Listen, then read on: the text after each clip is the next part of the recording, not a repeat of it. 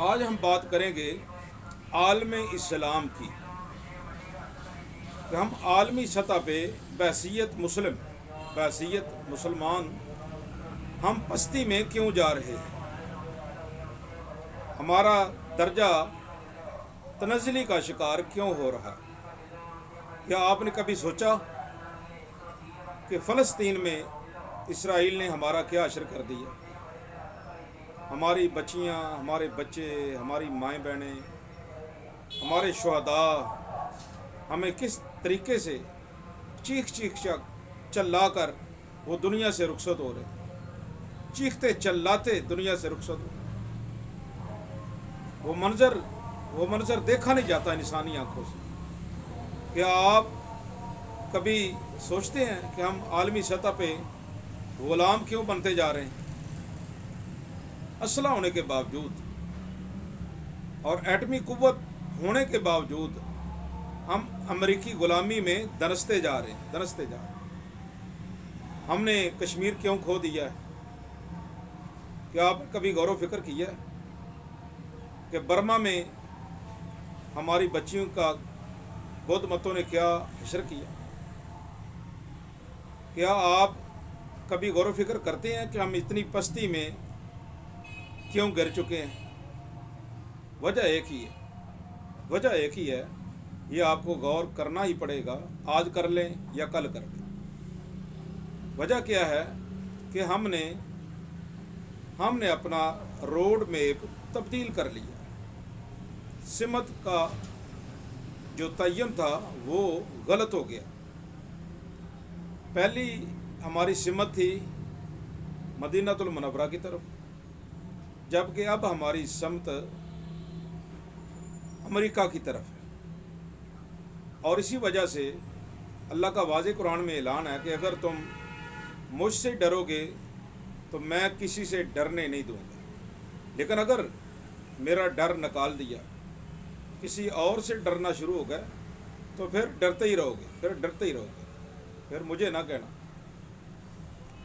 تو عالمی سطح پہ ہماری ذلت و رسوائی کا ایک ہی سبب ہے کہ ہم علماء کو قیادت دینے کی بجائے، یاد رکھیں یہ لفظ میں بہت سوچ و بچار کے بعد بول رہا ہوں، علماء کو قیادت دینے کی بجائے جو انگریز کے پٹھو ہیں، انگریز کے غلام،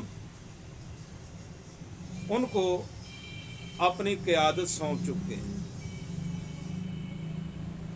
اور انہوں نے ہمیں امریکہ کے آگے فروخت کر دیا۔ ایک وقت تھا خلافت عثمانیہ، مسلمانوں کا رعب دبدبہ قائم تھا، صحابہ والا کچھ نہ کچھ ہم میں رعب دبدبہ موجود تھا، لیکن اب تو بالکل ہی ہمارا رعب دبدبہ ختم ہو گیا۔ وجہ کیا ہے کہ امریکہ بھی سمجھ گیا ہے کہ یہ اب علماء کے پیچھے چلنے والے نہیں، بلکہ یہ ہمارے پیدا کردہ پروردہ لیڈروں کے پیچھے چلنا شروع ہو گئے ہیں۔ یہ آپ نے دیکھا افغانستان میں علماء ہی ہیں جنہوں نے دوبارہ افغانستان کو اٹھا لیا ہے، اور ان کا روپیہ ہم سے تگڑا ہو رہا ہے، اکانومی بہتر ہو رہی، ان کی مالی حیثیت ہم سے بہتر ہو رہی۔ وہاں ڈالر سستا ہے، یہاں ڈالر مہنگا ہے۔ وہ ابھی کل آزاد ہوئے ہیں، ہمیں 75 سال ہو گئے ہیں۔ وجہ یہ ہے کہ علماء غیرت ایمانی کا درس دیتے ہیں۔ علماء کہتے ہیں کہ یہ حد و حنود ہمارے کبھی دوست نہیں ہو سکتے، یہ ہمارے دشمن ہیں، ان کے پیچھے نہ چلو، ان کو دوست نہ بناؤ۔ یا ایھا الذین آمنوا لا تتخذوا اليہود والنصارى اولیاء، یہ تمہارے دوست نہیں ہو سکتے۔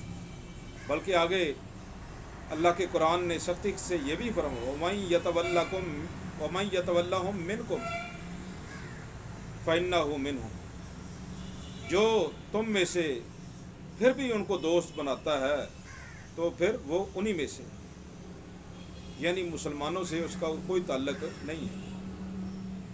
یہ ایسا دبا ہے مسلمانوں پہ قیادت کا کہ جو 7 سمندروں کا پانی بھی بہا دیا جائے تو یہ نہیں دھل سکتا. ہاں، وقت الیکشن ہمارے ہاتھ میں ایک مرتبہ 5 سال کے بعد یہ وقت آتا ہے. اگر ہم ادراک کر لیں کہ امریکی پٹھو کون ہے اور عالم اسلام کو غیرت دلانے والے لیڈر کون ہیں، اپنی قیادت کا صحیح انتخاب کر لیں. امریکہ کی آنکھوں میں آنکھیں ڈال کر باتیں کرنے والے کون ہیں اور ان کے آگے گردن جھکا کر بیٹھنے والے کون ہیں، تو اللہ ہمیں 5 سال کے بعد موقع دیتا ہے. کاش ہم اس موقع سے فائدہ اٹھا لیں. اب بھی موقع قریب ہے. کاش ہم فائدہ اٹھا لیں اور اپنے آنے والی نسلوں کو بہادر و حمیت والا بنا لیں، غیرت مند بنا لیں، کہ جو امریکہ کی آنکھوں میں آنکھیں ڈال کر بات کریں اور فلسطینی بھائیوں کی بھی مدد کرنے والے ہوں. ہم نے کشمیر تو کھو دیا، کشمیر کو تو آپ بھول جائیں. اب دانا لوگ کہتے ہیں کہ فلسطین کو بھی بھول جائیں. وجہ کیا ہے کہ مسلمانوں میں غیرت تو ہے، دانائی بھی ہے، لیکن ہم اپنے ووٹ کا صحیح انتخاب نہیں کرتے. جب اپنی قیادت چننے کا وقت آتا ہے تو ہم اپنی گلیاں بازار دیکھتے ہیں، اپنے کھمبے دیکھتے ہیں، فلسطینی بھائیوں کی طرف نہیں دیکھتے، کشمیری بھائیوں کی طرف نہیں دیکھتے، افغانستان، عراق، لیبیا، برما کی طرف نہیں دیکھتے. لیکن اب وقت ہے کہ ہمیں انہیں دیکھنا ہی پڑے گا. ایسے غیرت مند لیڈر کو ووٹ دیں جو امریکہ کی آنکھوں میں آنکھیں ڈال کے بات کرے. ہم امریکی فتنہ سے نکل جائیں. یقین جانیں، علماء کا کبھی وقار ہوتا تھا، ہر بات پوچھنے کے لیے لوگ علماء کے پاس جاتے تھے، لیکن اب علماء کو کچھ سمجھتے ہی نہیں، بلکہ علماء کو ہم نے یتیم بنا کے رکھ دیا. علماء مالی طور پہ یتیم ہو چکے ہیں کہ ان کے پاس اپنے گھر کا خرچ چلانے کے لیے بھی کچھ نہیں بچا. عوام کے لیے کیا وقت نکالیں گے، کیا مشورے دیں گے؟ کیا یہ خاک الیکشن لڑیں گے؟ خاک یہ اسمبلیوں میں جائیں گے؟ غیرت ایمانی کا درس دیں گے؟ خدا را اس فتنہ کو سمجھیں. آپ 2 نمبر سیاستدانوں کو پروموٹ کرنے کی بجائے، ان کی حوصلہ افزائی کی بجائے اپنے علماء کی حوصلہ افزائی کریں، اور جو بھی غیرت ایمانی کا درس دیتا ہے آپ اس کو پروموٹ کریں، حوصلہ افزائی کریں، مالی طور پہ بھی، اخلاقی طور پہ بھی. یہ دیکھیں عالم اسلام کتنے ممالک تھے، یہ سعودی عرب میں جمع ہوئے، لیکن اسرائیل کے خلاف ایک قرارداد پہ بھی متفق نہیں ہو سکے، بلکہ امارات وغیرہ نے تو اسرائیل کو سنا ہے امداد پہنچانا شروع کر دی. اللہ یعوذ باللہ. تو یہ لوگ ہمارے قیادت کے قابل ہیں. اور پاکستان کے لیڈر دیکھ لیں، یہ سارے انہی کے پروردہ ہیں، انہی کے پروردہ. وہ خائف ہیں تو علماء سے خائف ہیں. طالبان سے کیوں خائف ہیں؟ تو ان میں غیرت دینی ہے، وہ قرآن و حدیث کے عالم ہیں. وہ اپنی عوام کو بتاتے ہیں لا تتخذوا الیہود والنصارى اولیاء، ورنہ اور کوئی ان کا کوئی مخالفت، کوئی تنازع نہیں بنتا. تو امریکہ کو جتنا بھی پیسہ لگانا پڑے اس فتنے کو پروموٹ کرنے کے لیے وہ لگاتا ہے. یہی وجہ ہے کہ اب ہم اپنے جو چینل ہے وہ زیادہ دیکھتے ہیں اور علماء کے بیانات کم سنتے ہیں. تو خدا را آپ اپنے فرض منصبی کو سمجھیں.